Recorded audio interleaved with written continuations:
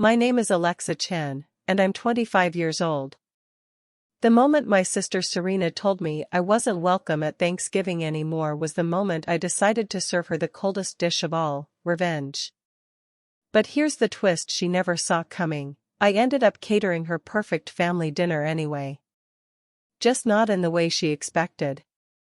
If you've ever been the family scapegoat who got pushed aside for the golden child, this story is going to hit differently. Before we dive in, smash that like button if you believe karma always finds a way, and drop your location in the comments. I love seeing where my revenge story lovers are watching from around the world. Let me paint you a picture of my family dynamic. Picture the classic American dream family, except with an Asian twist that made everything 10 times more complicated. My parents, David and Grace Chen, immigrated from Taiwan in the 1980s and built a successful import business from nothing. They believed in hard work, family honor, and most importantly, that their daughters should represent the family perfectly. Serena, my older sister by 3 years, was everything they wanted.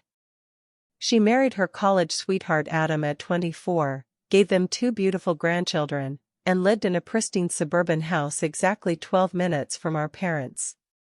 She was the Pinterest-perfect daughter who hosted elaborate dinner parties, volunteered at the kids' school, and never missed a family obligation. Then there was me. The disappointment. The one who chose a career in culinary arts over the business degree my parents wanted. The one who was still single at 28, living in a tiny apartment above the restaurant where I worked as a sous chef. The one who showed up to family gatherings smelling like garlic and onions instead of expensive perfume. Alexa, when are you going to find a nice man and settle down? Mom would ask every single time I walked through their door. Serena was married by your age. Alexa, why can't you dress more like your sister? Dad would chime in, eyeing my chef's clogs and flour-stained jeans with disapproval. But the worst part wasn't their constant comparisons. It was how they treated my passion like a hobby. I had graduated from culinary school with honors, worked under James Beard Award winners, and could create dishes that made grown men cry. But to my family, I was just playing with food while Serena was building a real life. Every family gathering followed the same script. Serena would arrive with homemade desserts from Pinterest, simple, safe recipes that impressed our relatives who didn't know better. Everyone would rave about her cooking skills while I sat there, biting my tongue, knowing I could have created something infinitely more complex and delicious in my sleep. "Oh, Serena, this banana bread is incredible." Aunt Monica would gush. "You're such a natural in the kitchen." Meanwhile, when I offered to cook for family events, Mom would wave me off. "It's okay, sweetheart. Serena has it handled.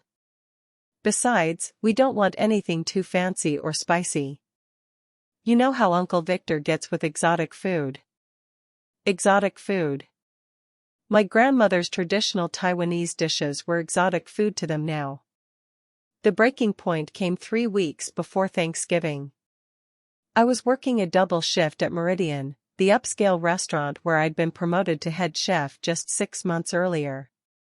It was a massive achievement. At 28, I was one of the youngest head chefs in the city, running a kitchen that served celebrities and food critics. But my family saw it as me finally getting a real job instead of playing around in kitchens. My phone buzzed during the dinner rush. Serena's name flashed on the screen. I almost ignored it, but family obligation ran deep in our household. I stepped into the walk-in cooler for privacy. "Hey, what's up?" "Alexa, we need to talk about Thanksgiving." Her tone was different. Sharper. More businesslike than usual. "What about it?" "I already told Mom I'd bring the appetizers and, actually, that's what I'm calling about. We've decided to make some changes this year." The way she said we sent ice through my veins. We. As if she spoke for the entire family now. "What kind of changes?" Well, Adam's parents are joining us this year, and his sister Chloe just got engaged. It's going to be more of a formal affair. More traditional. I waited for her to get to the point, watching my breath cloud in the cold air of the cooler. The thing is, Alexa, we think it would be better if you sat this one out. The words hit me like a physical blow. Excuse me? It's nothing personal. It's just that Adam's family is very conservative. They're the type who might not understand your lifestyle choices. And with Chloe's new fiancé being there, we want everything to be perfect. You know how you can be sometimes. How I can be sometimes? My voice was deadly quiet now. You know what I mean. You get defensive about your cooking, you argue with Dad about politics, and let's be honest, you don't exactly fit the image we're trying to project. Adam's father is considering investing in Dad's business expansion. We can't afford any complications. Complications. That's what I was to my own family. A complication. So you're uninviting me from Thanksgiving. We're not uninviting you. We're just suggesting maybe you could visit Mom and Dad another day. Make it a special one-on-one thing. Wouldn't that be nice? The casual cruelty of it took my breath away. She was kicking me out of my own family's Thanksgiving and trying to make it sound like a gift. Does Mom know about this? A pause. Mom and Dad think it's for the best. Dad especially doesn't want to risk the business opportunity. Of course. The business always came first. And I, apparently, was bad for business. Fine, I said, my voice steady despite the hurricane of emotions inside me. I understand perfectly. Oh good. I was worried you'd make a big scene. You're being so mature about this, Alexa. I'm proud of you. Proud of me. For accepting my banishment without a fight. Yeah, well, I've learned when I'm not wanted. Don't be dramatic. We love you. This is just better for everyone involved. After I hung up, I stood in that freezing cooler for 10 full minutes, letting the cold numb the burning humiliation in my chest. 28 years of being the family disappointment had led to this moment. I wasn't just the black sheep anymore. I was the black sheep they didn't even want in the pasture. But here's the thing about being a professional chef, you learn to work under pressure. You learn to take criticism and turn it into fuel. And most importantly, you learn that presentation is everything. If my family wanted a perfect Thanksgiving dinner without complications, I was going to give them exactly that. Just not in the way they expected. I walked back into the kitchen and found my sous chef, Marcus, plating the last of the evening's entrees. Marcus, how would you feel about catering a private event in 3 weeks? Depends on the event. What kind of private event? I smiled for the first time since Serena's call. The kind where we remind people why they shouldn't underestimate family. The next morning, I called my parents' house. Mom answered on the second ring. Hi, Mom. Serena told me about Thanksgiving. Oh, sweetheart. Her voice was strained, guilty. You understand, don't you? It's just this one year. Next year will be different. I understand completely. Actually, I wanted to offer something. What's that? I know Serena's planning a big dinner, and that's a lot of work. What if I arranged for professional catering? As my gift to the family. The silence stretched for so long I thought the call had dropped. Catering? But Serena has everything planned. I'm sure she does. But think about it, Mom. Adam's family is going to be there, his father is a potential business partner, and you want everything to be absolutely perfect, right? What if I could arrange for 5-star restaurant quality food? The kind of meal that would really impress important guests? I could practically hear the wheels turning in her head. Mom had always been status conscious, and the idea of serving restaurant-quality food to impress Adam's wealthy family was clearly tempting. What kind of catering are we talking about? Full service. Professional presentation, elegant plating, everything handled by trained staff. It would free Serena up to focus on hosting and make sure Adam's family sees how sophisticated our family gatherings are. How much would something like that cost? Consider it my contribution to Dad's business opportunity. If Adam's father is impressed with the dinner, isn't that worth investing in? Another long pause. Let me talk to your father and Serena. Of course. But Mom? If we do this, I'd need complete control over the menu and service. Professional kitchens work differently than home cooking. Serena would need to step back and let the experts handle it. The hook was baited. Now I just had to wait. Dad called me back that evening. Alexa, your mother told me about the catering offer. What do you think? It's generous. Very generous. But I have to ask, what's the catch? No catch, Dad. I want what's best for the family business. If Adam's father is going to judge us by our hospitality, shouldn't we pull out all the stops? And you can really arrange 5-star quality? I thought about my kitchen at Meridian, about the dishes that had earned us mentions in Food and Wine magazine, about the celebrity clientele who flew in from other cities just to eat my food. Dad, trust me on this. When have I ever let you down when it comes to food? That was the key question. For all their dismissal of my career, they'd never been able to fault my actual cooking. Every dish I'd ever made for family gatherings had been devoured completely, even if they'd never admitted it was better than Serena's Pinterest creations. All right. But Alexa? This needs to be perfect. Adam's father is particular. If this goes wrong, it won't go wrong, Dad. I promise you that. 3 days later, Serena called me. Her voice was tight, controlled, but I could hear the underlying panic. Mom says you're arranging catering for Thanksgiving. That's right. Professional service, 5-star quality. Isn't that great? It takes all the pressure off you. But I had everything planned. I've been preparing for weeks. And I'm sure your plans were lovely. But think about it, Serena. Adam's family is used to a certain standard. His father owns 3 restaurants in Manhattan. Don't you think he might notice if the food isn't professional quality? The silence on the other end was deafening. She knew I was right. Adam's father, Jonathan Blake, was a food industry veteran.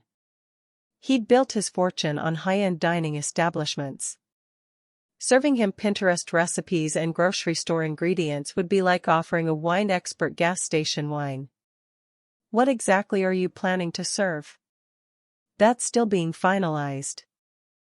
But trust me, it'll be appropriate for the audience. Alexa, I need to know what you're planning. Why? You didn't think I needed to know I was being disinvited from my own family's Thanksgiving. I figured we were past sharing details. That's not fair. Isn't it? But don't worry, Serena. Everything will be perfect. Exactly the kind of sophisticated, complication-free dinner you wanted. The menu I planned wasn't just a meal. It was a masterpiece. A carefully orchestrated symphony of flavors that would tell a story, the story of everything my family had overlooked about me. I started with amuse-bouches, tiny, perfect bites that would immediately signal this wasn't home cooking. Seared scallops with cauliflower puree and pancetta crisps. Compressed pear with blue cheese mousse and candied walnuts. Tuna tartare with avocado cream and sesame tuile.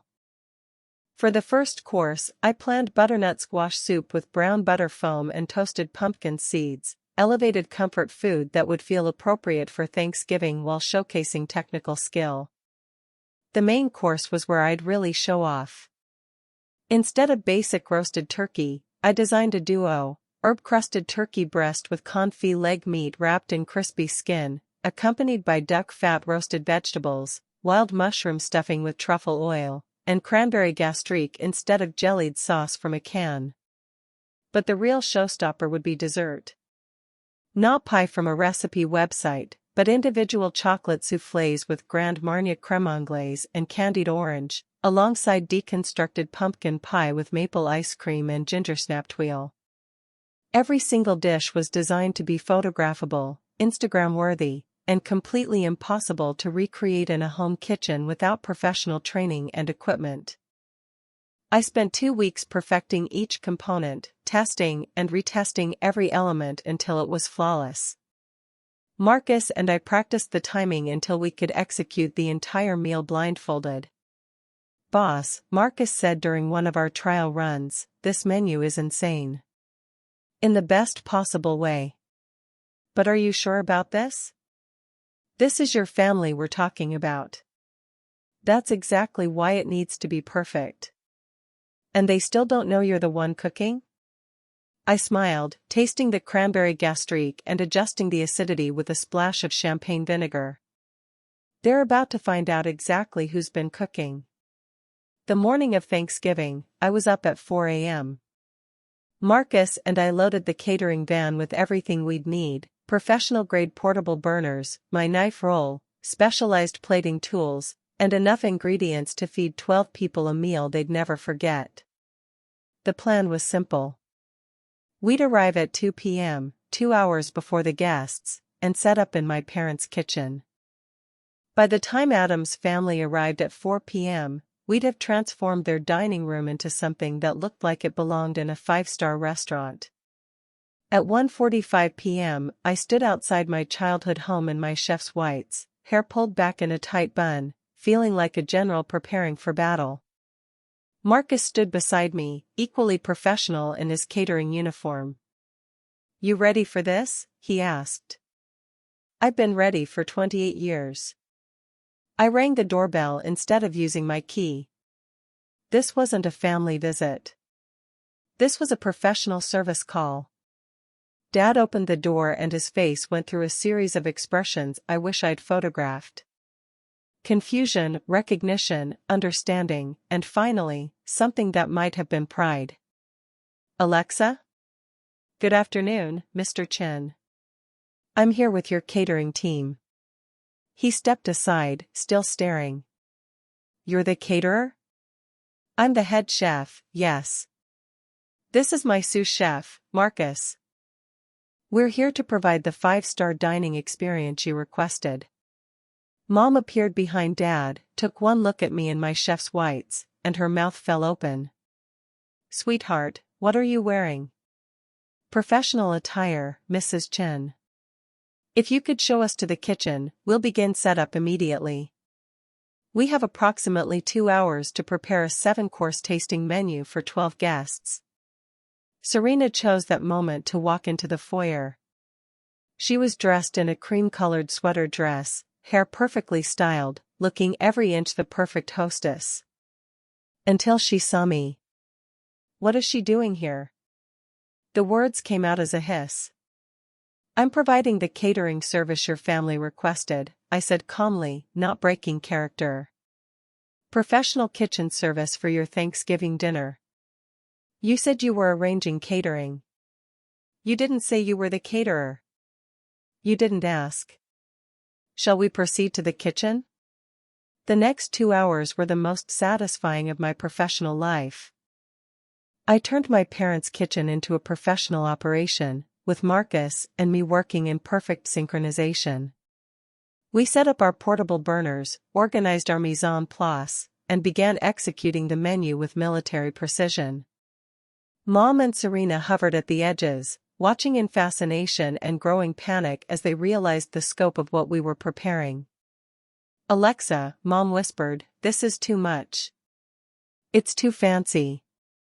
What if people don't like it?" Mrs. Chen, respectfully, your job right now is to trust the professionals. We've got this handled. At 3:30, I started plating the amuse-bouches. 12 perfect little works of art arranged on slate serving boards. Each scallop was seared to identical golden perfection. Each dollop of cauliflower puree was precisely measured.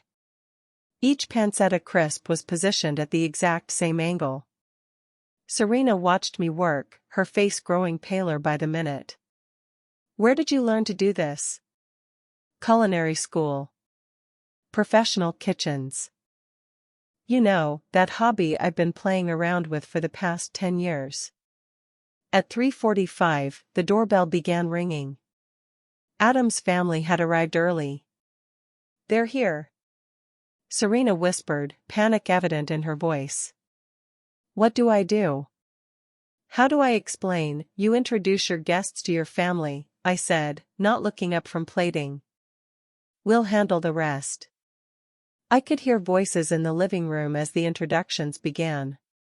Adam's parents, Jonathan and Patricia Blake. His sister Chloe and her fiancé Hunter. The conversation was polite, formal, exactly the kind of sophisticated gathering Serena had wanted.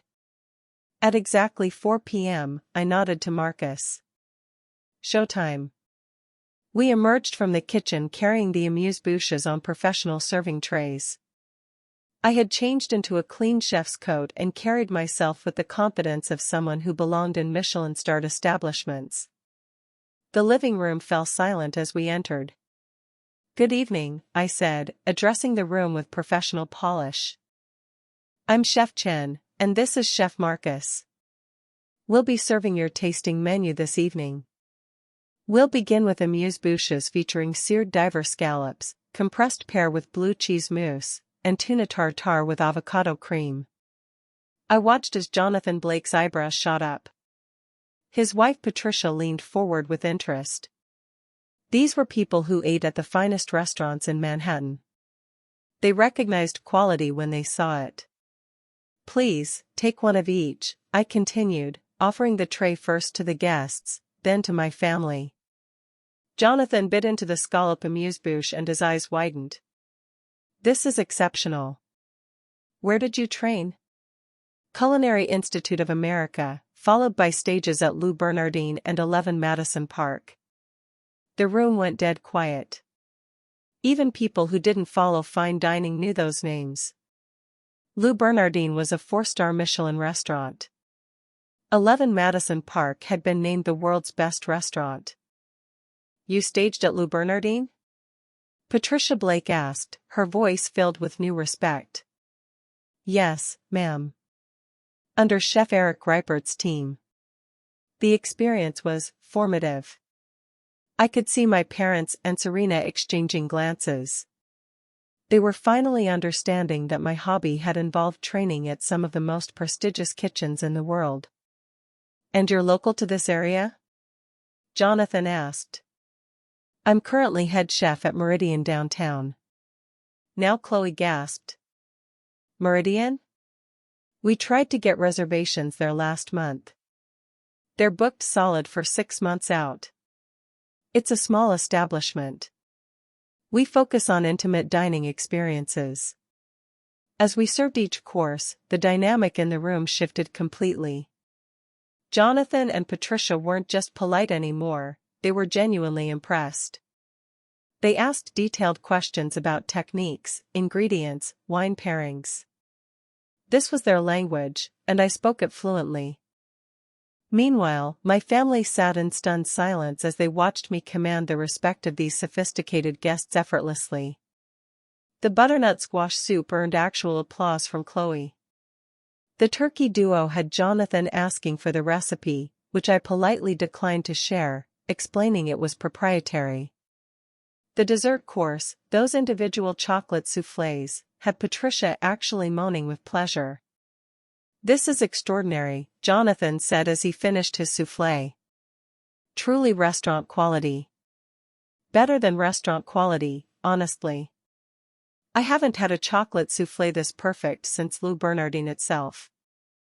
Thank you, sir. That's very kind. Kind nothing. This is professional recognition. You've got serious talent, Chef Chen. Throughout the entire meal, Serena said almost nothing. She sat there watching me receive the kind of praise and recognition she'd never experienced, watching her carefully planned perfect dinner be completely overshadowed by my complications. After dessert, as Marcus and I began clearing the final plates, Jonathan stood up. "I have to say something," he announced to the room.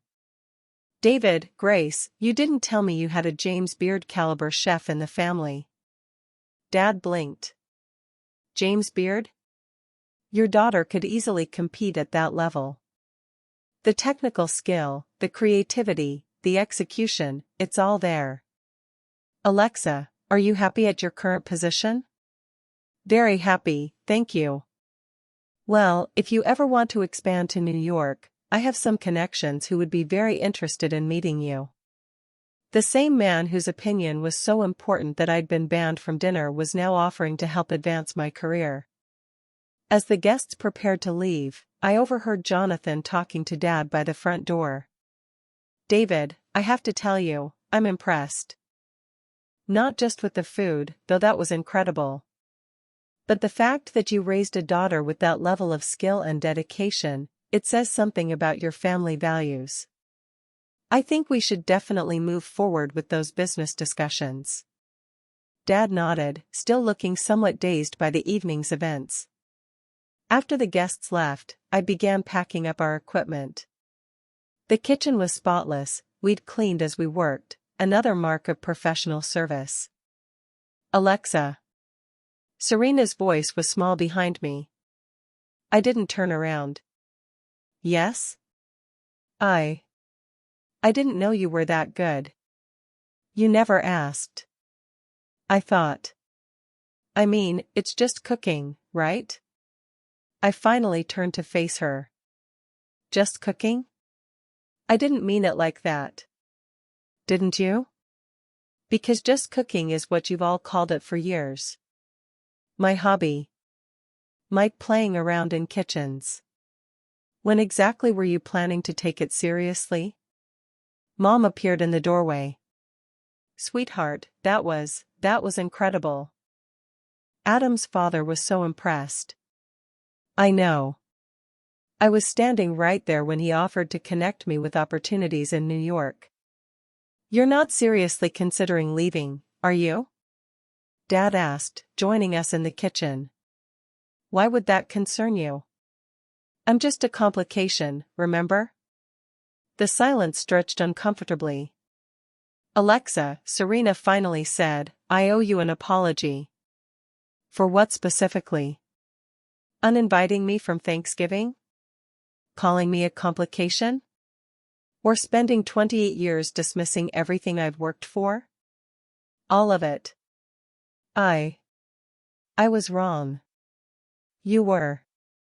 But apologies don't undo years of being treated like the family embarrassment." "You're not an embarrassment," Mom said quickly. "Really?"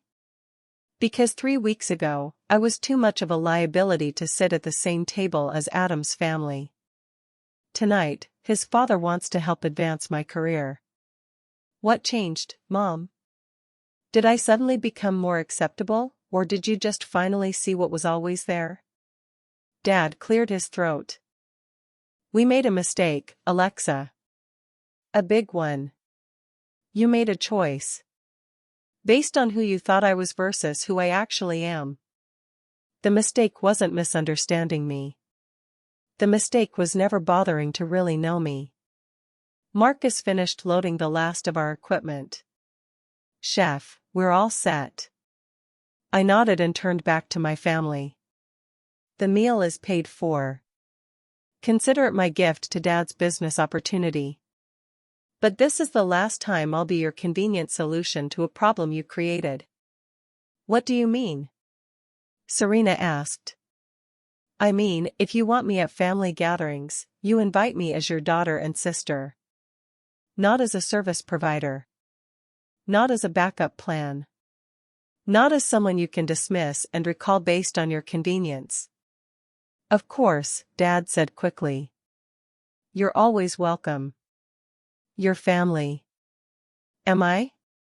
Because family doesn't get uninvited from Thanksgiving. Family doesn't get called complications.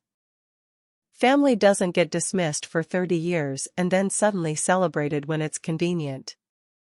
I picked up my knife roll and headed toward the door. Alexa, wait. Serena's voice cracked. What do I have to do? How do I fix this? I paused at the threshold. You start by recognizing that I'm not your backup plan or your safety net. I'm not here to make your life easier or solve your problems. I'm a person with my own life, my own achievements, and my own worth. When you can see that, really see that, we can talk. I see it now, she said desperately. Tonight showed you what other people think of my work. That's not the same thing as respecting me for who I am. I walked out of that house feeling lighter than I had in years. Marcus and I drove back to the restaurant in comfortable silence until he finally spoke. So, how do you feel? Satisfied, I said, and meant it. Think they learned their lesson? I think they learned that underestimating people has consequences. Whether they learn to value me for me instead of for what I can do for them, that remains to be seen. 2 weeks later, Serena called me at work. Alexa? I've been thinking about what you said. And? You were right. About all of it. I spent so many years seeing you as my little sister who couldn't get her life together. I never noticed you'd built something amazing. I was jealous, honestly. That surprised me. Jealous? You're doing something you love. Something you're incredibly good at. You're respected in your field, you're successful on your own terms, and you didn't need anyone's approval to get there. I've spent my whole life trying to be what other people wanted me to be. You just became yourself. It was the most honest thing she'd ever said to me. Thank you for saying that. I want to make this right, Alexa. I want us to be real sisters, not whatever this weird dynamic has been. That's going to take time. I know. But I'm willing to put in the work if you are. 6 months later, Serena did something that shocked everyone. She divorced Adam. The marriage had been built on the same foundation as our family dynamic, appearances over authenticity. Once she started questioning one, the other crumbled quickly. She moved into a small apartment downtown, got a job at a nonprofit, and slowly began building a life that was actually hers instead of a performance for other people. We have dinner once a month now. Real dinner, where we talk about real things. She's still working on seeing me as an equal instead of someone she needs to manage or fix, but progress is progress. Mom and Dad took longer to come around. It wasn't until a food critic from the New York Times called me one of the most promising young chefs in America that they fully grasped what they'd been dismissing all those years. Dad started introducing me as my daughter, the chef instead of just my daughter. It was a small change, but it meant everything. The business deal with Jonathan Blake went through, and Dad's company expanded successfully. He credits that dinner party with clinching the partnership, though he finally understands it wasn't because we impressed them with our wealth or status. It was because we showed them excellence. As for Thanksgiving? This year, they asked me to cook. Really asked, not demanded or assumed. They wanted to know what I'd like to make, how they could help, what would make the meal special for me. I'm making Taiwanese beef noodle soup, my grandmother's recipe that I've elevated with high-quality ingredients and refined technique. Comfort food that honors where we came from while showcasing where I've been. Because that's what good cooking is really about, taking something familiar and making it extraordinary. Just like taking a family that had forgotten how to see each other and helping them remember what love actually looks like. Sometimes the best revenge isn't about hurting the people who hurt you. Sometimes it's about showing them exactly who you are when they're finally ready to see it. My family learned that dismissing someone's dreams doesn't make those dreams less real, it just makes your surprise bigger when those dreams come true. Have you ever been underestimated by your own family? Have you ever had to prove your worth to people who should have seen it all along? Drop your stories in the comments, I read every single one, and your experiences matter. If this story resonated with you, smash that like button and subscribe for more tales of people who refused to stay in the boxes others built for them. Until next time, remember, never let anyone convince you that your dreams are just hobbies.